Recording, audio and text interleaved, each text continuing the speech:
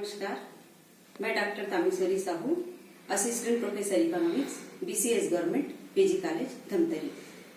आज हम मानव विकास की अवधारणा पर चर्चा करेंगे एवं मानव विकास सूचकांक के बारे में अध्ययन करेंगे। मानव किसी भी राष्ट्र की एक महत्वपूर्ण संपत्ति है और वह उत्पादन का साधन भी है और साध्य भी है। परंपरागत अर्थशास्त्र आर्थिक विकास के उस अवधारणा को अधिक महत्व देता था जिसमें एक राष्ट्र के पास अधिक से अधिक पूंजी का संग्रह हो, किंतु वह मानव विकास के जो महत्वपूर्ण अवधारणा है उसकी कहीं न कहीं उपेक्षा कर देता था। प्रारंभ से ही श्रम उत्पत्ति का महत्वपूर्ण साधन है, लेकिन यह साधन और अधिक उत्पादक कैसे बने, इसको हम एक समाज के लिए, एक देश के लिए कैसे उपयोगी बनाएं, यह महत्वपूर्ण बात है। किसी भी राष्ट्र का मानव उसका सबसे महत्वपूर्ण संसाधन है और यह महत्वपूर्ण संसाधन होते हुए भी उपेक्षित है। इसी कारण आज विश्व परिदृश्य में मानव विकास की अवधारणा पर अधिक जोर दिया जा रहा है। मानव का विकास क्यों आवश्यक है और कैसे किया जा सकता है, इन कुछ बातों पर हम आज चर्चा करेंगे। मानव का विकास न सिर्फ आर्थिक हो अपितु सर्वांगीण होना चाहिए। मानव विकास के लिए उसको आर्थिक सशक्तिकरण करना आवश्यक है, उसकी सामाजिक उन्नति आवश्यक है, उसकी सांस्कृतिक उत्थान आवश्यक है एवं उसको राजनीतिक अधिकारों से भी परिपूर्ण करना आवश्यक है। मानव विकास की यह जो अवधारणा है, यह वैसे तो 1965 में जब यूएनडीपी का गठन हुआ, उसके बाद से मानव विकास रिपोर्ट तैयार करने के लिए 1990 में मानव विकास का एक रिपोर्ट आया और इस मानव विकास में मानव विकास कैसे तैयार किया जाए, विभिन्न राष्ट्रों में विकास की स्थिति क्या है, यह एक विश्व परिदृश्य पर आया। महबूबुल हक 1990 के इस रिपोर्ट के प्रमुख अर्थशास्त्री थे। उनके साथ भारत के भी अर्थशास्त्री मिस्टर ए.के. सेन और हरसिंगर और अन्य अर्थशास्त्री भी थे। तो यूनाइटेड नेशन डेवलपमेंट प्रोग्राम के माध्यम से मानव विकास रिपोर्ट 1990 में पहली बार आया। मानव विकास की यह जो अवधारणा है वह कुछ महत्वपूर्ण अनिवार्य घटक के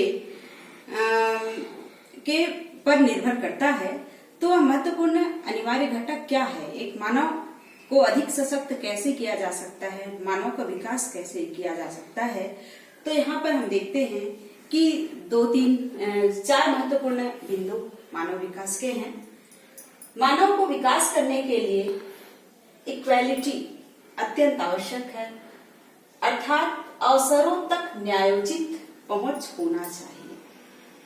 मानव विकास की अवधारणा के महत्वपूर्ण घटक में हम ये देखते हैं, पहला है इक्वालिटी या अवसरों तक न्यायोचित पहुंच हो।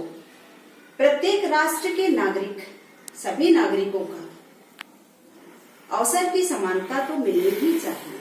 अवसर की समानता कैसे मिले?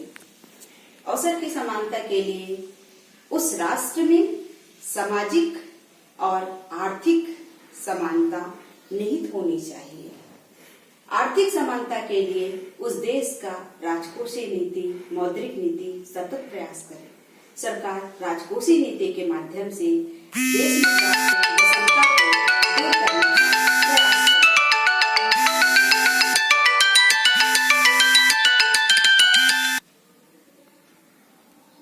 आर्थिक विकास का दूसरा महत्वपूर्ण घटक है विकास निरंतर होना चाहिए। विकास यदि बाधित होता है तो यह मानव विकास को भी बाधित करता है। सतत विकास का मतलब आज हम जो पढ़ते हैं पर्यावरण के माध्यम से सतत विकास, वही नहीं अपितु सतत विकास का मतलब होता है कि परिसंपत्तियों का पुनर्वितरण करते हुए सभी व्यक्ति तक अवसर की समानता मिले और सभी व्यक्ति को उन्नति के लिए अवसर मिलते हुए वह अपनी सतत विकास कर सके।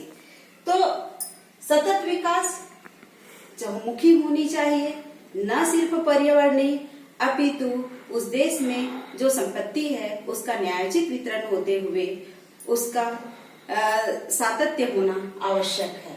फिर मानव को उत्पादक बनाने के लिए उस देश में निवेश होना जरूरी है।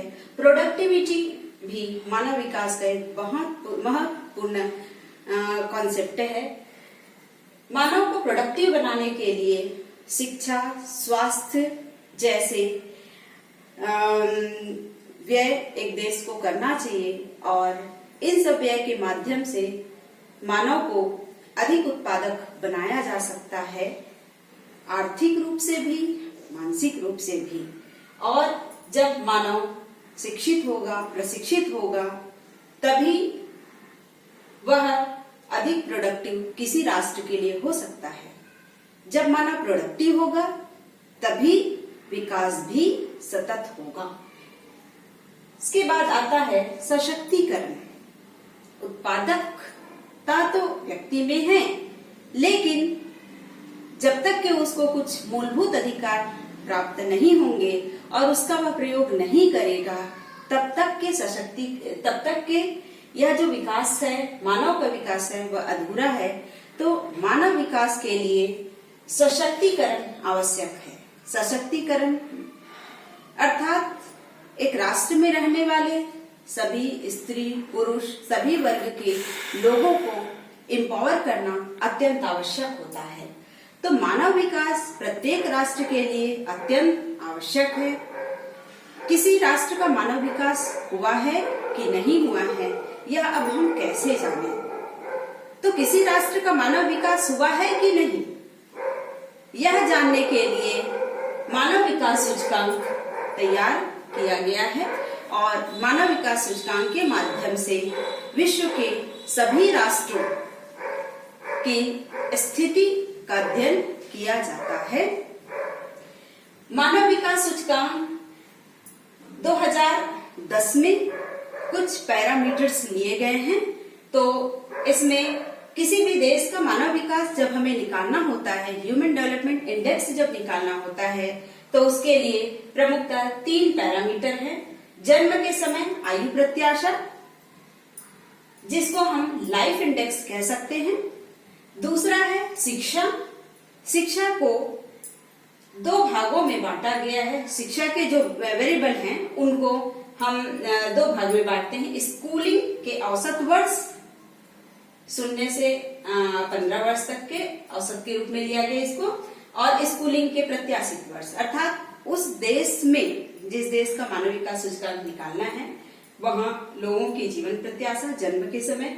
दूसरा, वहां पर शिक्षा का स्तर कैसा है, बच्चों के स्कूलिंग का औसत क्या है, बच्चे कितने साल तक पढ़ेंगे, उसकी प्रत्याशित वर्ष। और तीसरा लिया गया क्रय शक्ति क्षमता के अनुसार प्रति व्यक्ति GNI, ग्रास नेशनल इनकम, तो पर कैपिटा ये लिया गया। ये 3 वेरिएबल हैं। फर्स्ट को हम लाइफ इंडेक्स कहते हैं, दूसरा इंडेक्स है एजुकेशन पर रिलेटेड, और तीसरा इंडेक्स है यह GNI पर रिलेटेड है। 2010 के पहले जो भी मानव विकास सूचकांक तैयार होते थे वह अर्थमेटिक मीन के आधार पर होता था, लेकिन अब मानव विकास सूचकांक को ज्यामितिक मीन के अनुसार तैयार किया गया। इसमें लाइफ इंडेक्स, एजुकेशन इंडेक्स और GNI इंडेक्स तीनों का घनाभ निकाला। जब हम लाइफ इंडेक्स, एजुकेशन इंडेक्स और GNI इंडेक्स निकालते हैं तो इसको निकालने के लिए आयाम विस्तारक सूचक तैयार किए गए हैं। आयाम विस्तारक सूचक मतलब ये किस रेंज में आएंगे। तो जन्म के समय आयु की प्रत्याशा, अब किसी देश में 100 भी हो सकता है और किसी देश में 50 भी हो सकता है, तो हम उसको कैसे माने। तो इसमें न्यूनतम आयु 20 मानी गई और इसे अधिकतम 85 माना गया। उसी प्रकार शिक्षा को लिया गया तो स्कूलिंग का औसत किसी देश में 0 हो सकता है, किसी देश में 15 हो सकता है। औसत में ही हम 0 से 15 इसको माना गया। स्कूलिंग के प्रत्याशित वर्ष तो 0 to 18 ईयर इसे माना गया। और 2010 में ये परचेसिंग पावर ऑफ मनी के अनुसार 2011 के वैल्यू के अनुसार $100 या $75,000 $100 से $75,000 के मध्य GNI को लिया गया। आयाम स्तर सूचकांक निकालने के लिए वास्तविक मूल्य, न्यूनतम मूल्य, जैसे भारत का जीवन प्रत्याशा 65 ईयर, तो यहाँ 65 होगा, न्यूनतम मूल्य 20 होगा, अधिकतम मूल्य 85 है और न्यूनतम मूल्य 20। तो इस तरीके से आयाम विस्तारक सूचकांक यहाँ दिया हुआ है और इसके अनुसार हम विभिन्न आइस को इंडेक्स को निकाल सकते हैं। SDI इंडेक्स निकालने के बाद इसका जो वैल्यू आता है वो उसको भी वर्गीकृत किया गया। तो विश्व के जितने देश हैं 2014 में विश्व के सभी देशों को 4 वर्ग में विभाजित किया गया। इसके लिए यदि वैल्यू किसी देश का 0.8 आता है, किसी देश का मानव विकास सूचकांक 0.8 या उससे अधिक आता है, तो उस देश को अत्यंत उच्च मानव विकास वाले देश के श्रेणी में रखा गया। दूसरे स्तर पर उच्च मध्यम विकास वाले देश जिनका वैल्यू 0.7 से 0.799 तक है, तो 0.7 to 0.8 उच्च मानव विकास वाले देश हैं। मध्यम मानव विकास वाले देश जिसमें भारत आता है 0.5562 to 0.7 तक मध्यम मानव विकास वाले देश माना गया। चतुर्थ क्रम में आता है अल्प मानव विकास वाले देश, 0.556 to 0.332, तो अल्प मानव विकास वाले देश इसमें आते हैं। इस तरीके से 4 क्रम मानव विकास का इसमें निर्धारित किया गया। 2018 के डाटा के अनुसार 2019 का SDI जो रिपोर्ट आया है उसमें भारत को अंक मिले हैं 0.647 और इसके अनुसार भारत का रैंक है 129वें रैंक पर है। 2019 की इस रिपोर्ट में 5 प्रथम क्रम में आने वाले देश, सर्वाधिक वैल्यू वाला देश है नॉर्वे, जिसका वैल्यू है जिसका HDI इंडेक्सिंग नंबर है 0.954। उसके बाद स्विट्जरलैंड, उसके बाद आता है आयरलैंड, फिर चौथे क्रम में जर्मनी और हांगकांग, ये दोनों चौथे क्रम में हैं और 5वें क्रम में ऑस्ट्रेलिया है। तो ये उच्चतम मानव विकास वाले देश हैं। भारत मध्यम मानव विकास वाला देश है, इसके साथ और भी देश है और सबसे लास्ट में आने वाले देश हैं नाइजर, जो अफ्रीका महाद्वीप का देश है। इसका मानव विकास सूचकांक 0.377। दूसरे स्थान पर आता है केंद्रीय अफ्रीकन रिपब्लिक, इसका है 0.381। फिर है चाड, फिर दक्षिण सूडान, बुरुंडी और माली। तो इस तरीके से मानव विकास सूचकांक एक दृष्टि में यह स्पष्ट करता है कि विश्व के जितने देश हैं उन देशों में मानव विकास की स्थिति क्या है, मानव की आर्थिक स्थिति, मानव की सामाजिक स्थिति, मानव की राजनीतिक स्थिति, इन सब स्थिति को ध्यान में रखते हुए मानव विकास की गणना की गई है।